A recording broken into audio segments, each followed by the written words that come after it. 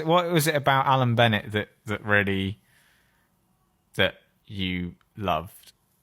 I Like, think it's why the did you use. really want to do that monologue? You know? Well, I still don't know really. I think it was the use of. Sorry, you're supposed to have more answers, aren't you, when you've It's written fine. something? I do have some answers. Well, I think it.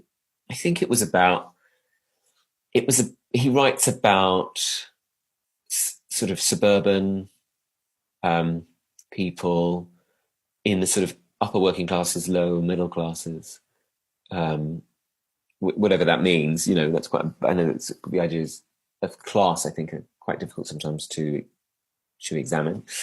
But that's my perspective. And I think he writes in uses the language that people use, and in a way that I could understand and related to. And it was sort of like in the language of my mum's friends, who I'd always enjoyed listening to. And I was like, oh, I didn't know that we were allowed to be represented like that. And also, I think he represents people who are insecure, because so often, traditionally in stories, we want to see secure people because they're people we aspire to be, and they're very decisive and they know what they're doing. And Elizabeth Bennet knows she's not going to be taken for a fool by this Mr. Darcy.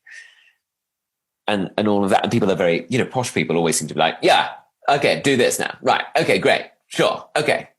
Uh, and, um, that's, I think that's something that like wealthy people confident, say in America, people are encouraged, you can't be insecure. Whenever I've been to America, you've got to be like, yeah, great. Okay. If an American says, how are you? And you go, you know what? I'm actually really scared about a few things. Americans are like, what? Are you okay? Do you need to speak to somebody? They're like, there's not really. But you even see that on like a microcosm scale of like even how they order things at restaurants. Like when we Oh, he's go, very decisive. because we're like, Yeah. oh, could I have this, please? Thank you very much. Yeah. Whereas they're very much, I'll have the, I'm gonna take Yeah. the thing, it's very sort Yeah. of, I'm going to take, I will have, yes, exactly that. That's such an interesting, I've noticed that, but I never realized I'd noticed it. Yeah, so I feel like Alan, and of course, I have lots of American friends who are much more, who aren't like that at all, and, yeah, and, and would appreciate that, that observation. But they are, but Alan Bennett, I feel, talks about people being insecure and being caught in the middle and being not knowing who they are and not, I don't know, who fall into the grey areas, I guess, of the world, and who kind of make mistakes and are vulnerable but still muddle through, and that felt so important to me. And those talking heads monologues, I suppose they're about people who don't aren't aware of how they seem to the world. They're just sort of talking innocently and openly, and I guess I related to that in some way. And just they're just trying to do their best in the circumstances they're presented with, and also there's a sadness. It embraces a sadness that I think is quite particular.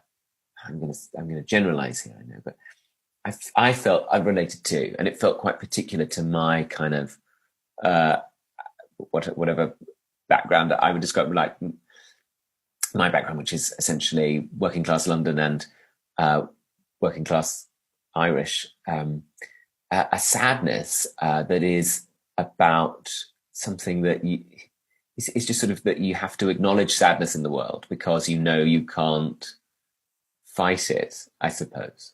I mean, I'm not really expressing that properly, but I think there's something about that. And I think that's what drives me towards being a comedian, is that was very much in the background of my growing up. Was there was a sense of life can be sad sometimes, and people we love will leave us, or sometimes people we love have already left us.